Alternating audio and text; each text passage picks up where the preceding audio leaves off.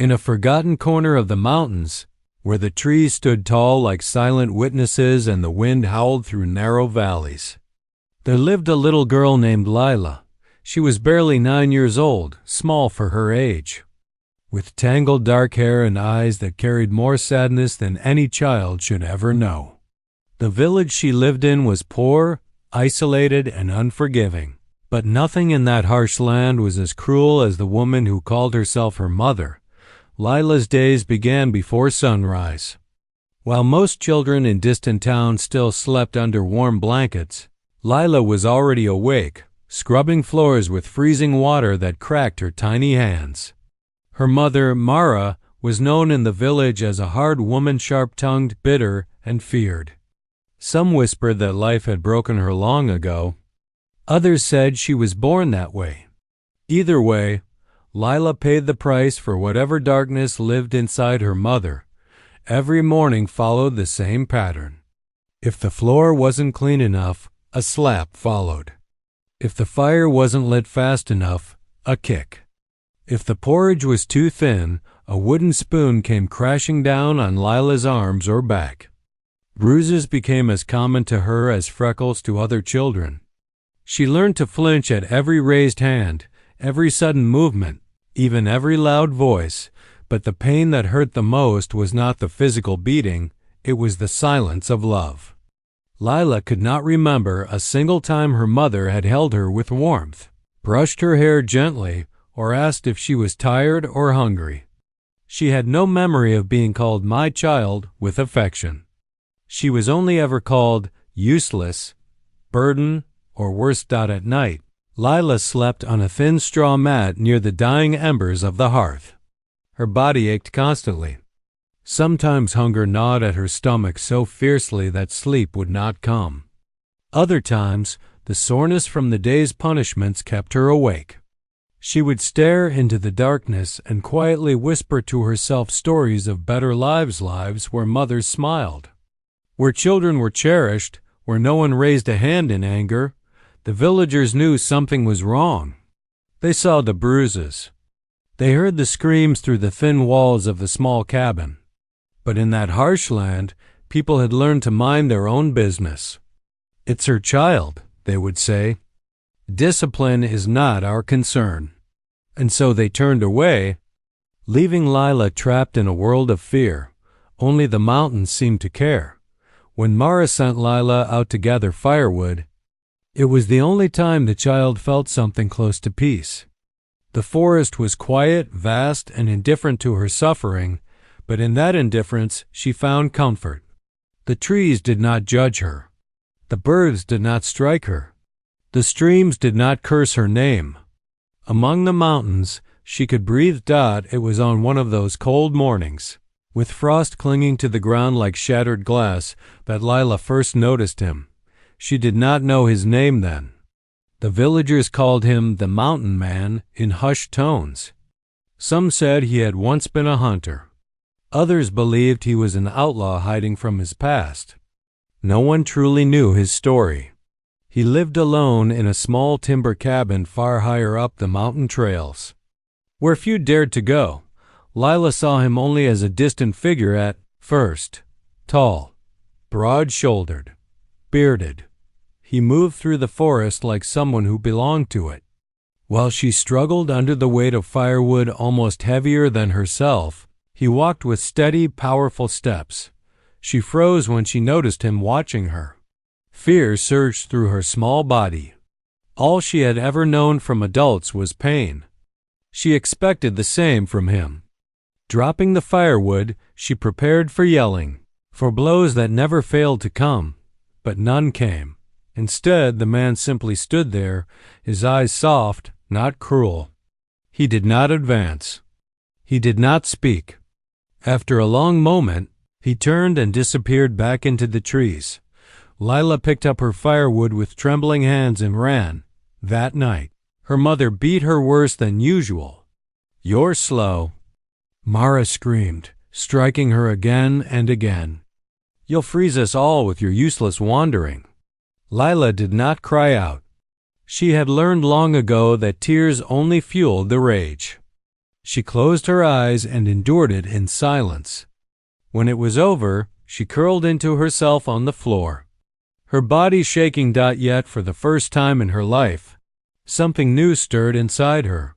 Someone had looked at her without hatred. Days passed. Weeks. The encounters continued. Sometimes she saw the mountain man from afar. Other times he would cross the path at the edge of the forest. He always kept his distance, always silent, always watching with eyes that held no malice. Slowly, very slowly, Lila began to feel less afraid of him than she felt of her own home. He noticed the bruises. He noticed the way she winced when she moved. He noticed how thin she was, how her cheeks were hollow, how her clothes hung on her like rags on a scarecrow, and something within the mountain man shifted. For years, he had chosen solitude over human connection, carrying his own scars from a past he never spoke of. But the sight of this broken little girl struck something deep within him, something that refused to stay silent. One cold afternoon, as snow began to fall in soft, silent flakes, Lila slipped on the icy ground while gathering wood. She fell hard, the bundle scattering across the frozen earth. Pain shot through her ankle. She cried out before she could stop. Herself. Her mother was not there this time, but the mountain man was. He stepped out from between the trees, closer than ever before. Lila scrambled backward in panic, dragging her injured leg, terror flooding her face. She expected anger, violence, the same fate she always knew. Instead, he crouched at a distance so he did not seem to tower over her. "It's all right," he said softly. His voice was rough from years of solitude, but gentle in a way she had never heard from an adult before. She could not answer. Her lips trembled. Tears streamed down her cheeks. He saw her ankle already swelling, the mud on her hands, the bruises beneath the torn sleeves of her dress. And in that moment, the mountain man understood everything he needed to understand. This child was being destroyed. He offered her his hand, but did not force it toward her. "You're hurt," he said quietly. "I won't harm you." Trust did not come easily to Lila. Fear had been her only teacher. But pain clouded her thoughts, and something deeper than fear urged her to believe him, just this once. With shaking fingers, she placed her small hand in his. It was the first time in her life that someone had touched her with gentleness. He lifted her carefully, as though she were fragile glass instead of a bruised, unwanted child. She expected it to hurt, but it didn't. His arms were strong yet steady, protective rather than threatening. As he carried her through the falling snow, Layla's world blurred. For the first time, she did not feel the cold. For the first time, she did not feel alone.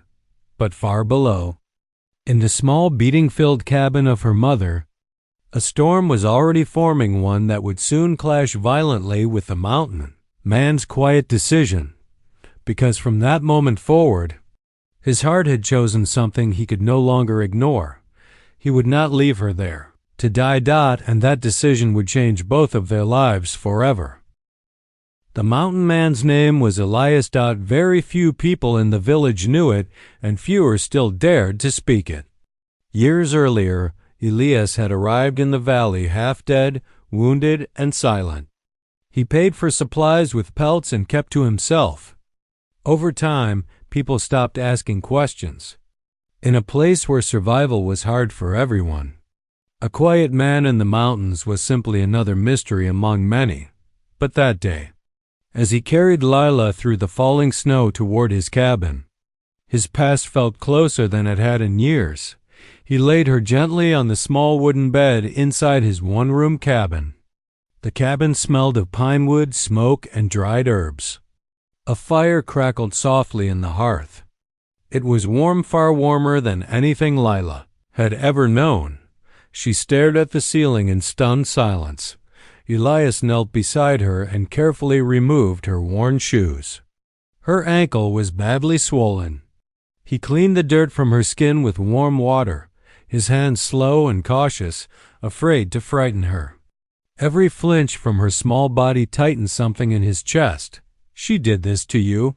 he said quietly, not as a question. Lila did not answer with words.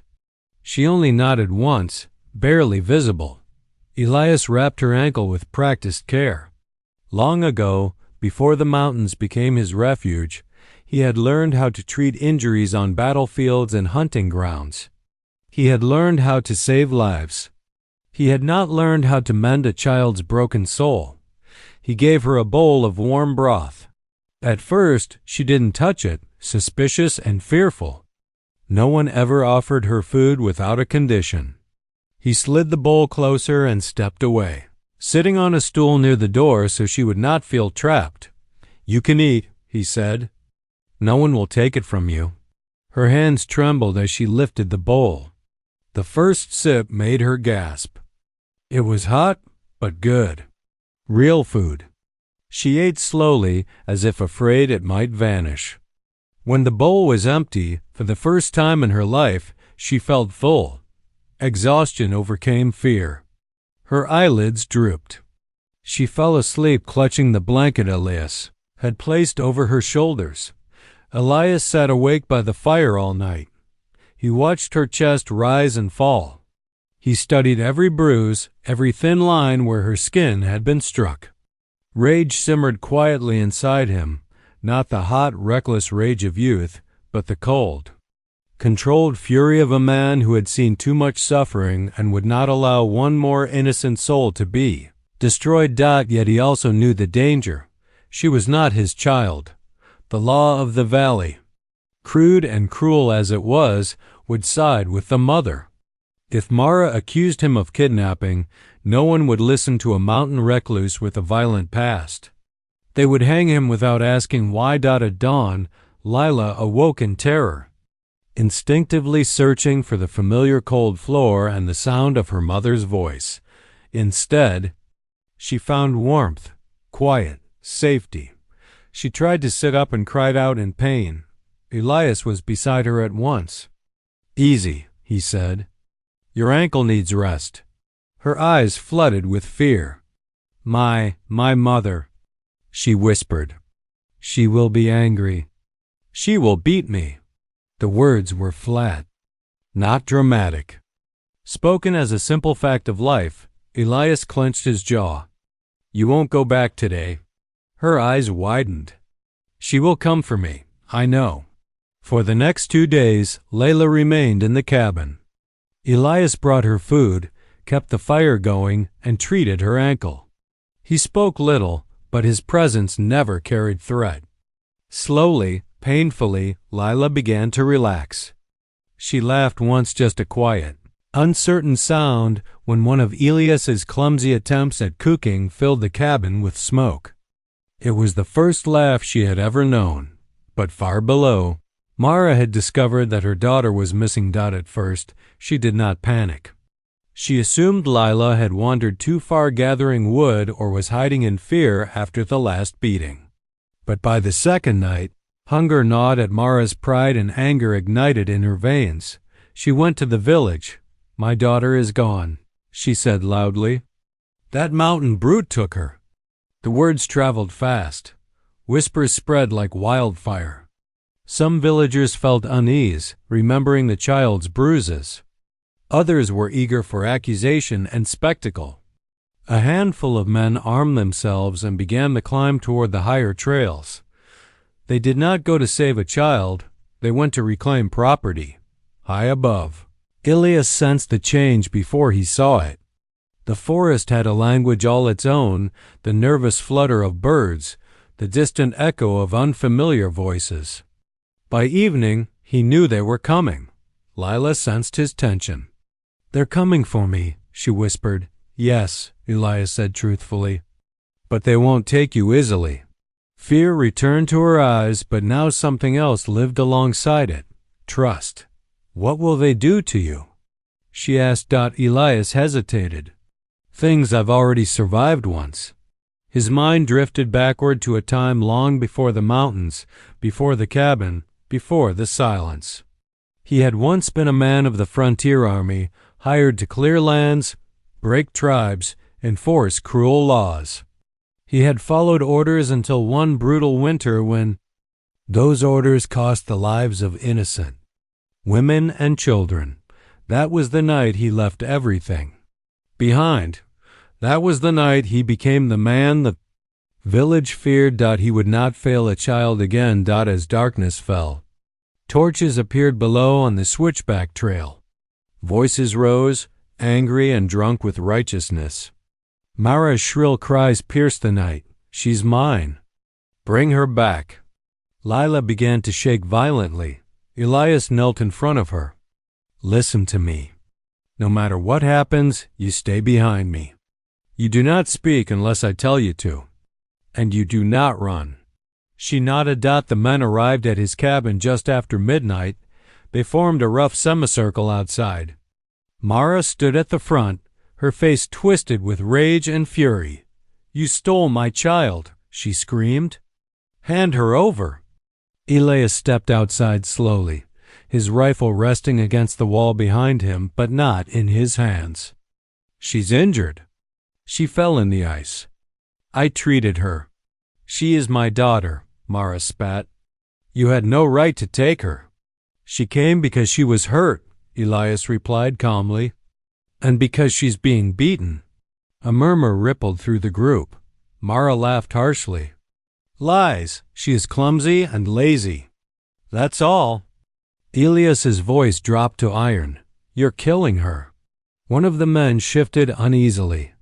Others exchanged glances. They had seen the bruises for years, even if they pretended otherwise. "This isn't your business," one man said. "The law says the child belongs to the mother." "The law is wrong," Elias replied. "And so are you." Mara lunged forward. "Give her to me." Lila's sobbing echoed from inside the cabin. That sound shattered the last restraint inside Elias.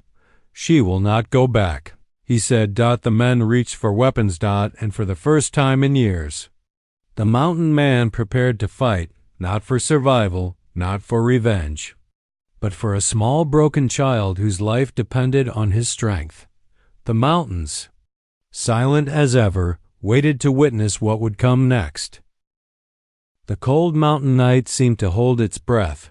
Torches flickered in the wind. Shadows twisted across the snow-covered ground as the villagers tightened their grip on rifles, axes, and clubs. Rage burned in Mara's eyes, but beneath it simmered something far darker: fear of losing control. Elias stood barefoot in the snow, his breath steady, his body still as stone. "You think you can just keep her?" One of the men shouted. "She's not yours." Elias did not raise his voice. "She is not yours either. She is a child." Mara shoved past the men. "She is my blood. You touched what belongs to me." The word "belong" struck something raw in Elias. "She is not property," he said. Mara pointed at the cabin. "Give her back, or I'll have the law drag you from these mountains in chains." The men shifted. Some were uncertain. Others were eager for violence. Years of rumor about the dangerous mountain man had prepared them for bloodshed. From inside the cabin, Lila pressed her hands over her ears. Every shout felt like a knife in her chest. This was her fault. Because of her, he would be beaten or killed. Her ankle throbbed. Tears streamed down her face. She slid off the bed and limped toward the door despite the pain. Outside, a man stepped forward and raised his rifle. "Last chance." "Step aside." Elias did not move. Mara lifted her own stick, the same one she had used to beat Lila for years. "I'll do it myself," she hissed. She surged forward. The first shot tore through the night. The sound ripped across the valley like thunder. It struck the cabin wall inches from Elias's head. Before the man who fired could reload, Elias moved. Years of survival, war, and isolation poured into a single moment of terrible clarity. He disarmed one man, slammed another into the snow, and seized the fallen rifle, not firing, but using it as a shield. The group erupted in chaos, shouts, gunfire, the frantic crunch of boots in snow. But Elias did not fight to kill. He fought to protect. Mara screamed and rushed past the others toward the cabin door. "Lila!" she shrieked. "Come to your mother." The door flung open. Lila stood there in the doorway, barefoot, shaking, unable to run. Everyone froze. Her face was pale. Her small body was covered in bruises in states of healing and decay. Purple, yellow, green. Old and new. A map of suffering no one could deny anymore. The torches illuminated everything. A heavy silence fell. Mara's face twisted with horror, not at what she had done, but at what was now seen. An old man in the crowd whispered, "Dear God, what did you do to her?" Another murmured. Mara's voice cracked with rage and desperation. "She is a liar. She falls. She disobeys." Lila's legs buckled. Elias lunged and caught her before she hit the ground, lifting her into his arms with fierce tenderness. "She didn't fall into these," he said, his voice shaking with restrained fury. "She was beaten into them." Mara lunged again. "Put her down." Lila screamed and buried her face against Elias's chest. That single sound raw. Terror broke something in the crowd. A woman stepped forward. Then another. "I saw the marks before," one said quietly. "So did I," said a second. "She always had bruises." Mara spun on them. "You filthy traitors." The old man from before stepped forward with his cane. "Enough. The truth stands in front of us." Mara shook with hatred. "You'll let a stranger steal my child?" Elias lifted Layla slightly so they could see her face. "Ask her." Silence stretched. Layla trembled in his arms. Her voice was barely more than a breath. "Please, don't make me go back." The words fell like stones. Some of the men lowered their weapons. One dropped his rifle completely. Mara's scream was animal, unhinged. "You miserable little monster. I should have killed you when you were born." That was the moment everything changed. The crowd turned on her. Two men stepped forward and seized her arms as she attempted to break free and rush Elias again. She fought and spat and cursed, but her strength was no match for theirs. "She needs to answer for this," one man said grimly. Mara screeched, "You'll regret this. Every one of you." But no one listened anymore. Elias slowly sank to his knees in the snow, holding Lila tightly. She clung to him as if he were the only solid thing left in the world. Her small body shook violently, the shock finally crashing through her. He wrapped his coat around her. "You're safe," he whispered. "You're safe now." The villagers took Mara away under guard toward the valley. Some looked ashamed. Some looked angry. Some looked confused. But no one moved to take the child from Elias's arms. By dawn, the mountain was quiet again. The storm had not come in wind or snow. It had passed in fire and truth. Days followed in uneasy stillness. Mara was locked in a crude holding house in the village. Some demanded punishment. Others wanted silence. Abuse had always lived among them in secret.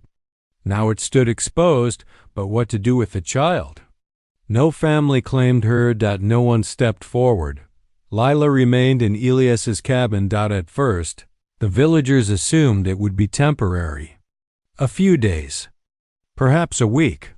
But as the days passed, the bond between the mountain man and the battered girl did something no one expected. She began to change. Her meals came regularly. Her wounds healed slowly but steadily. At night, she slept without screaming. She learned the sound of peace. She learned that footsteps did not always bring pain, and Elias changed too. He built a small wooden stool so she could reach the table. He carved a crude doll from pine wood for her trembling hands. He learned how to braid her tangled hair, awkwardly at first. Then better. Sometimes she sat by the fire and watched him, in silence. Sometimes she laughed out, and sometimes on the hardest nights she whispered, "Please don't send me away." Elias never once said he would, but law still cast its shadow. A week later, the village council sent a delegation to the mountain. "You cannot keep her indefinitely," the lead man said. "She is still legally the child of her mother. Even now." Elias's hands tightened. "She will die if she returns." "That may be," the man said, "but unless someone claims guardianship, the law will decide her fate." Fear crept back into Lila's eyes when she heard those words. Elias looked down at her. Then, for the first time in years, he made a choice that did not belong only to himself.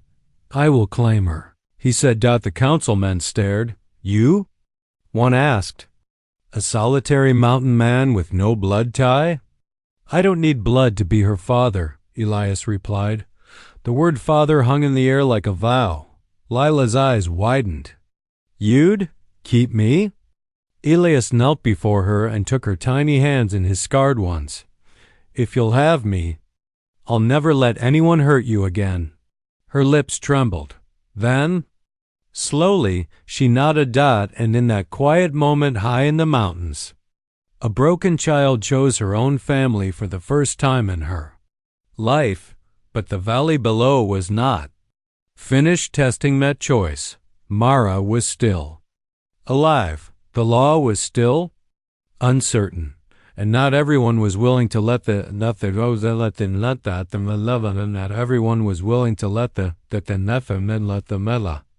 mountain man keep what he had saved, the greatest. Battle was no longer fought with weapons. It was coming through courts, betrayal, and the narrowing walls of society. And Elias would soon learn that saving a child was only the beginning. The mountains had always been Elias's shield. Up there, above the winding trails and bitter gossip of the valley, he had lived beyond rules, beyond judgment, beyond the reach of men who twisted law into weapons. But once he claimed Lila as his own, the mountains could no longer protect them from the world below. The law was coming. It arrived on horseback, one gray morning, carried by 3 men in dark coats with official badges glinting in the weak sunlight. The villagers followed at a distance, whispering, watching, hungry for resolution or scandal. Lila was helping Elias gather kindling near the cabin when she heard the sound of hooves. Her body stiffened instantly. Fear, old and deep, surged through her veins. "They're here for me," she whispered. Elias knelt beside her and placed his hands on her shoulders. "No one will take you without a fight. And this fight will be with words, not blood." She tightened her grip on his coat. "What if they make me go back?" His jaw clenched. "They won't." He was not entirely sure that was true. The officials dismounted in front of the cabin. The tallest of them, a narrow-faced man with stern eyes, stepped forward. "Elias Mercer," he called. "By order of the Valley Council and the Regional Court, we are here to determine the custody of the child known as Lila." At the word custody, Lila flinched. Elias stepped in front of her. "She is under my protection." "That is not the same as legal guardianship," the man replied. The second official unfolded a document. "The biological mother, Mara, though imprisoned, still holds legal claim to the child.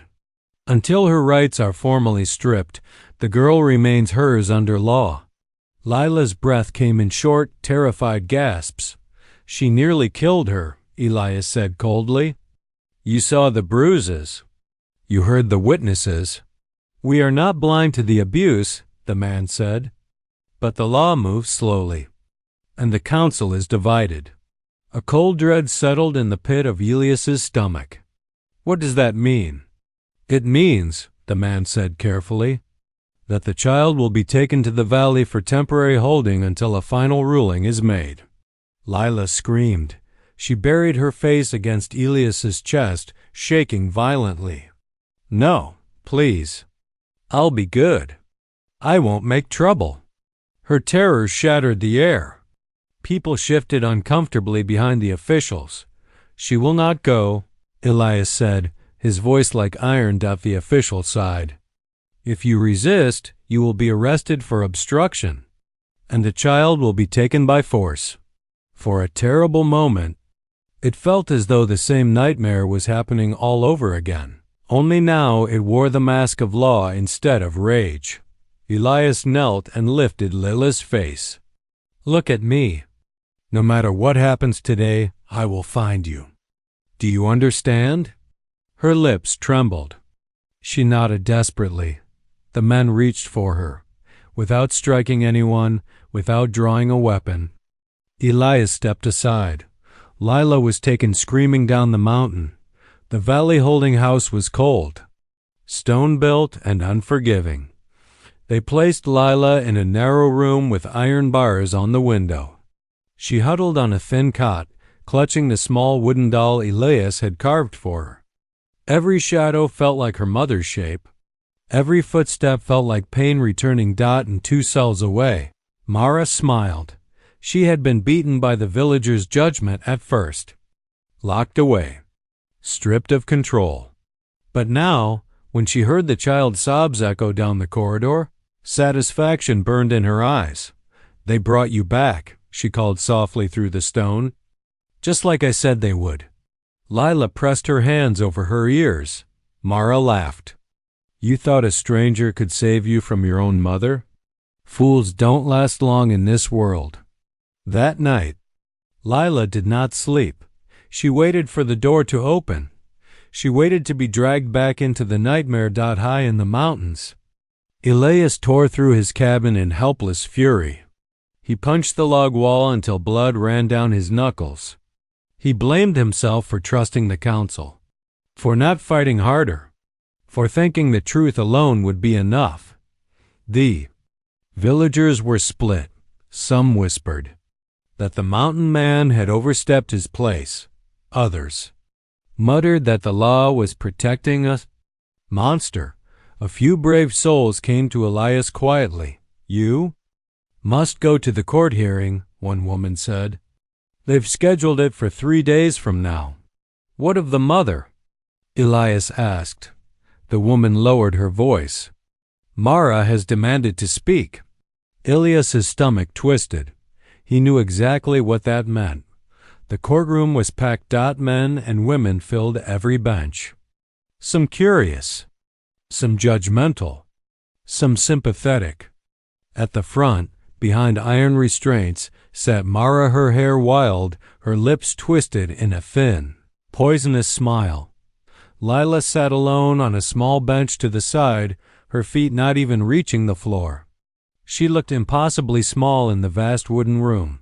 Her eyes searched desperately. Then she saw him. Elias entered from the tea. Back. Relief crashed through her so sharply that she nearly cried aloud. Their eyes met. He gave her a small nod. The judge, a broad man with tired eyes, raised his gavel. "We are here to determine the legal custody of the minor child, Lila Harper." Mara was first to speak. She wept on command. Her voice trembled with practiced sorrow. "My child was stolen. I may be harsh, but I am her mother. No one has the right to take her from me." Gasps murmured through the courtroom. Then it was Elias's. Turned out he did not weep. He spoke plainly. She was beaten every day, starved, broken. I treated her injuries. I witnessed what her own mother did not deny. Witness after witness came forward. The old man, the 2 village women, even the man who had once lowered his rifle on the mountain. They spoke of bruises, of screams, of fear. Mara's face twisted with hatred. Then she stood and screamed, "Lies! You all want the mountain brute to have her. You pity him and hate me." The judge slammed the gavel. "Enough. Then came the moment that shattered the room. The judge turned to Lila. "Child," he said gently, "do you wish to return to your mother?" The room went silent. Lila stood slowly. Her legs shook so badly she could barely remain upright. She looked once at Mara, whose eyes burned with command and threat. Then she looked at Elias. Tears streamed down her cheeks. "No," she whispered. Word was so small, yet it shattered everything. Judge closed his eyes slowly. Mara screamed in fury. "She is poisoned against me." He turned her against her own blood. The judge raised his hand. Blood does not give the right to destroy. The ruling was delayed. More. Investigation was ordered. Temporary guardianship would be granted to Elias. Mara was dragged from the courtroom, kicking and shrieking. And for the first time in her life, Lila walked out of a courtroom holding someone's hand instead of being dragged by force. Yet, as they returned to the mountain, Elias felt a shadow following them, because Mara's eyes, filled with hatred and promise, had never left the child, and Elias knew, with certainty, that even in chains, a mother who had already destroyed once would not hesitate to destroy again. The battle was not over. It had only changed its shape. The snow had melted. The mountains breathed again under the soft light of early spring. Green buds broke through the frozen ground, and streams ran clear and strong, singing the song of renewal. For Elias and Lila, this season marked more than just nature's awakening. It marked the first days of a life rebuilt. Lila's ankle had healed completely, leaving only faint scars. Her bruises faded, replaced by the soft glow of healthy skin and the shy confidence of a child who had survived. Her hair, once tangled and unkempt, fell in gentle waves around her shoulders. Her eyes, still wide and thoughtful, now carried a spark that no abuse could extinguish. Elias watched her from the cabin doorway as she chased a small rabbit across the snow-tinged grass. The sound of her laughter, light and unrestrained, filled the valley and drove away the ghosts of long nights. "This is the life I wanted for you," he said quietly to himself. "The one you deserve." For Lila, the days became a rhythm of healing. She learned how to help Elias around the cabin gathering firewood, mending clothes, even tending to a small garden he had carved out of the mountain's stubborn soil. Each task, simple though it seemed, carried a sense of pride and accomplishment she had never known. The world had once been cruel and small, but now it seemed vast, full of possibility. The villagers, initially wary, began to accept the change. They saw the child thriving, saw the mountain man caring for her as if she were his own, and slowly, reluctantly, respect replaced suspicion. Yet peace was fragile. Mara, imprisoned but undeterred, plotted in the shadows of her cell. Her letters reached the village council, dripping with lies and manipulations. She claimed Elias had kidnapped Layla, that he was dangerous, that the child's obedience was coerced. The council called hearings, demanded reports, and weighed the thin legal threads that could return Lila to her mother. Elias anticipated each move. He spoke with the villagers, gathered witnesses, and never let Lila see the fear he carried. For her, he remained the immovable mountain, steadfast and protective. He had survived storms in the wilderness, and he would survive the storm too. When the final hearing came, Lila faced Mara once more. The woman was thin, worn, her rage softened by confinement, but no less sharp. She lunged at Elias with words before the judge could speak. "She belongs to me. I gave birth to her. You have no right." Lila, standing beside Elias, did not tremble this time. She looked at her mother calmly, without hatred but with the firm weight of truth. "I am not yours," she said clearly. "I don't want to go back. I have a home now. He is my family." Gasps filled the courtroom. Mara's face twisted in fury. "You dare speak to me like that?" "Yes," Lila said. because he saved me, because he loves me, because I am not yours to hurt anymore." The judge, moved by the child's courage, finally ruled in favor of Elias. Mara's parental rights were permanently revoked. She would remain imprisoned for past abuse, barred from contact with Lila forever. Outside the courtroom, the mountain man and the child walked hand in hand. The sunlight felt like a promise, warming their faces and washing away the fears of yesterday. Lila pressed a small hand into Elias's, her thumb brushing over the rough calluses that had lifted her countless times from the snow, the dirt, and the despair. "You're really my father?" she asked softly. Elias knelt so their eyes met. "I am, if you'll let me be." "I do," she whispered. From that day on, the mountains were not just Elias's refuge, they were Lila's home too. They built a life together that honored the past only in the way it made them stronger. Evenings were spent by the fire, sharing stories, teaching her how to track the movements of animals, how to read the wind in the trees, how to cook over embers. Each day brought laughter, adventure, and moments of quiet reflection. Elias taught her survival not as a necessity, but as a gift. Lila learned to climb the trails, to understand the language of the birds, to listen to the whispering wind for signs of storms or travelers. In her strength, Elias saw not just a child recovering, but a spirit unbroken and fiercely alive. The villagers occasionally visited, bringing news, supplies, or simply greeting the pair from the edge of the forest. They no longer whispered suspicion or fear. They had watched a miracle unfold, a child healed, a man redeemed through love, and justice done. Mara, distant and powerless, remained a shadow in the valley. Attempts at interference were blocked, her influence nullified. Lila knew of her existence only in the abstract, a reminder that evil can exist, but it no longer had power over her. The seasons turned. Summer brought wildflowers and warm streams. Lila ran barefoot through tall grass, laughing as Elias chased her, pretending to stumble, letting her win at climbing trees and catching rabbits. Autumn painted the mountains in gold and crimson, and they collected firewood together, singing small songs Elias had made up to keep the cold away. Winter, harsh as it had been in the past, now felt alive with challenge rather than terror.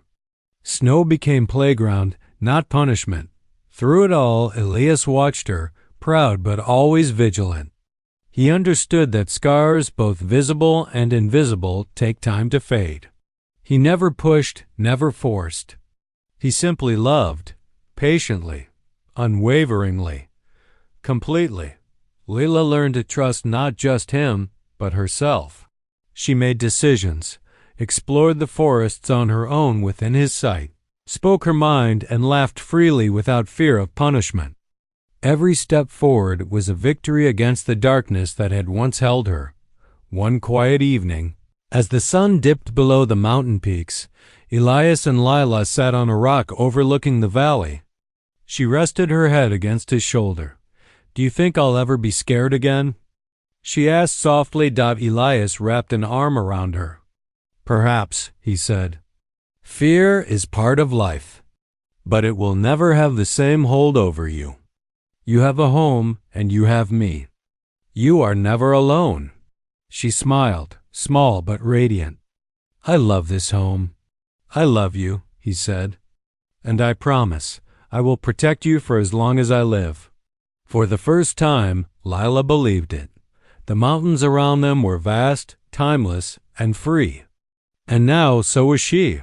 The sun set, painting the sky in fiery hues of red and gold. Lila leaned against Elias, their hands entwined, and watched the shadows of the peaks stretch long over the valley.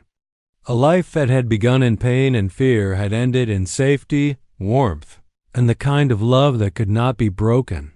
The past would never be forgotten, but it no longer held power. For Lila and Elias, the mountains promised endless possibilities, and for the first time in her young life, Lila felt truly, completely free.